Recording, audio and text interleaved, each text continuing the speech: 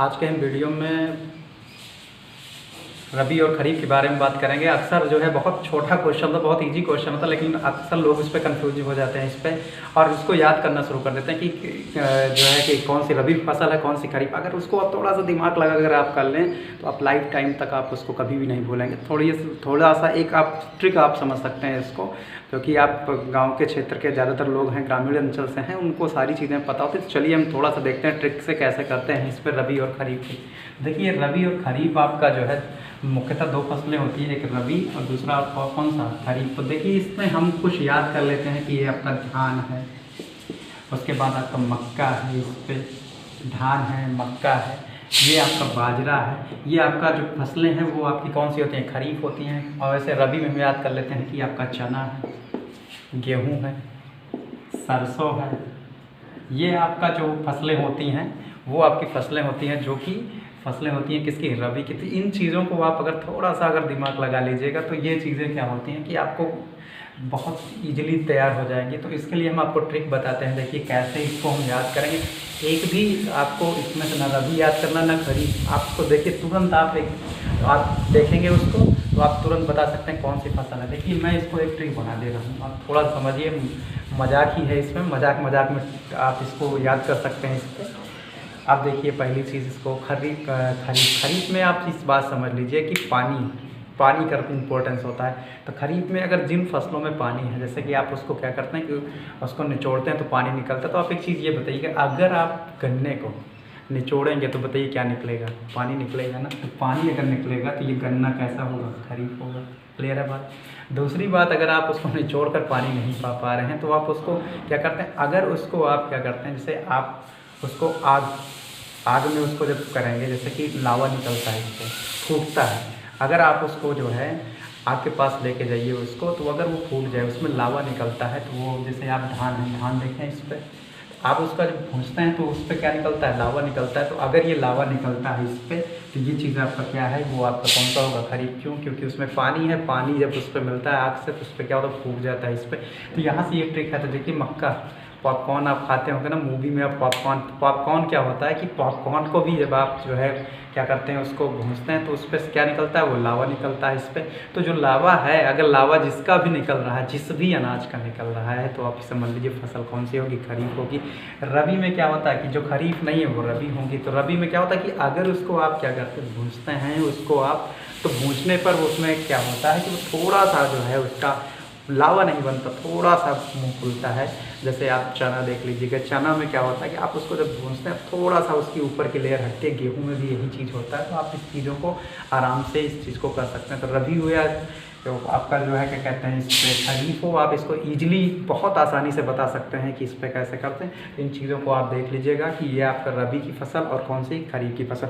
आइए हम बात करते हैं इसी तरह से जड़ और तना में भी लोगों को बहुत कन्फ्यूजन होती है। जड़ और तना में कर लीजिएगा, कुछ क्वेश्चन होंगे इसमें, कमेंट बॉक्स में लिख दीजिएगा। कन्फ्यूजन अभी होगा, कुछ लोग पूछेंगे सरसों क्या है।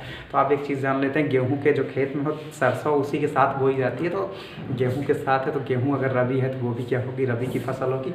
और भी जो चीज़ें हैं उनको आप देख लीजिएगा। बस इतना जान लीजिएगा, अगर उसको आग के पास ले जाएंगे, भूंजेंगे उसमें, तो क्या उसमें लावा निकलता है कि नहीं। अगर निकलता है लावा या फूटता है, वो अगर फूट रहा है तो इसका मतलब क्या होगा, वो खरीफ होगा। चलिए हम इसी तरह से बात करते हैं, जड़ और तना की बात करते हैं। जड़ और तना का बहुत सिंपल सी ट्रिक है।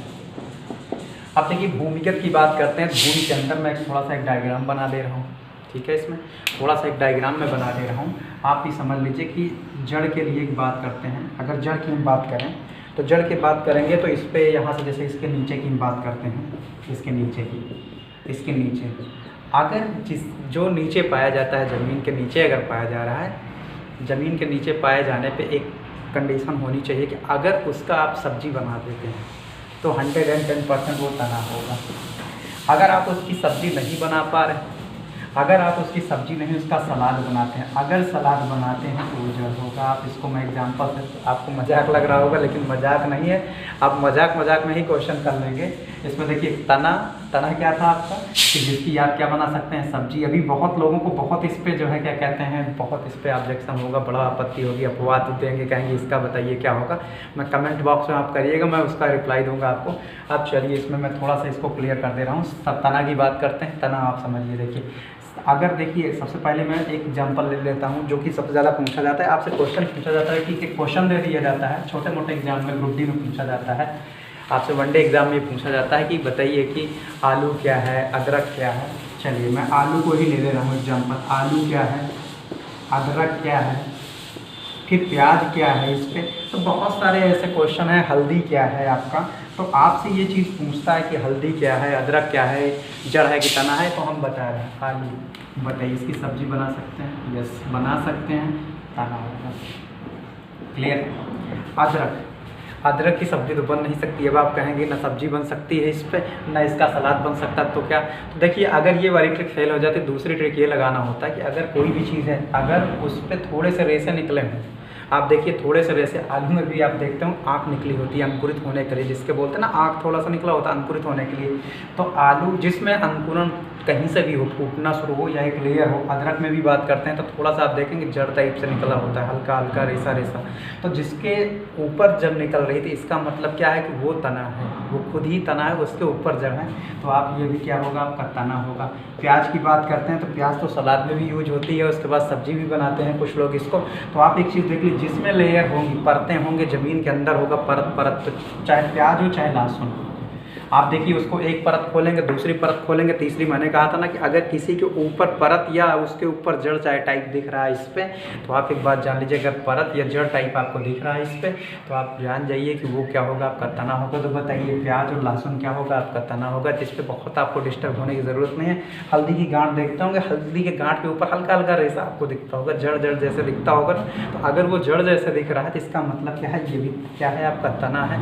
अब चलते हैं, इसके बाद हम बात करते हैं इस पर, हम बात करते हैं इस पे, अगला जड़ पे। अगर हम जड़ पे बात करेंगे, इस पे जड़ की बात करते हैं तो जड़ में आप देख लीजिए गाजर है, मूली है। गाजर में बताइए गाजर क्या बनता है, सलाद बनता है। अगर गाजर का सलाद बन रहा है तो इसका मतलब क्या है कि गाजर का अगर सलाद बन रहा है इस पर, तो 110% ये क्या होगा, आपका गाजर आपका क्या होगा, जड़ होगा। आपका मूली का भी सलाद बनता है तो 110% इसका क्या होगा, इसका क्या होगा, ये भी आपका क्या होगा, ये जड़ होगी। इसके बाद सलजम की बात करते हैं, सलजम भी आपका क्या होता है, उसका भी आपका देख लीजिए सलाद में यूज करते हैं, वो भी आपका क्या होगा, जड़ होगा।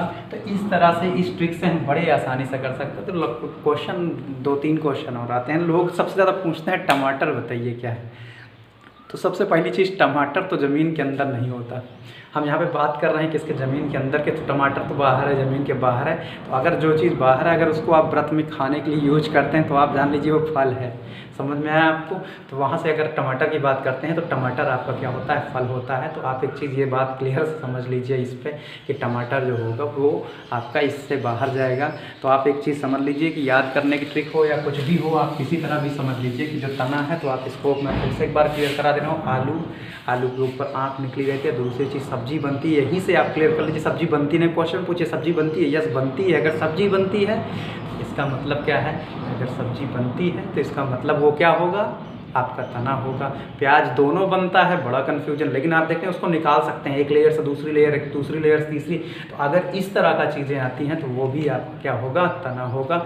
लहसुन भी आपका तना है। उसके बाद आप देख लीजिए इसमें हल्दी की बात करते हैं, अदरक की बात करते हैं। तो अदरक हल्दी के ऊपर थोड़ी थोड़ी जड़ें होती हैं, तो वो भी जो होते हैं वो आपके क्या होते हैं, वो भी आपके जो भी आएंगे वो भी आपके तना में होंगे। तो इसके बाद जो बचते हैं आपका इस पर या इस पे। अब आप प्रकंद की बात करते हैं तो प्रकंद इस पे, जैसे आपका जो कंदमूल होता है इस पे, उन चीज़ों पे है, तो उनकी बात मैं अगले वाले टॉपिक में करूँगा।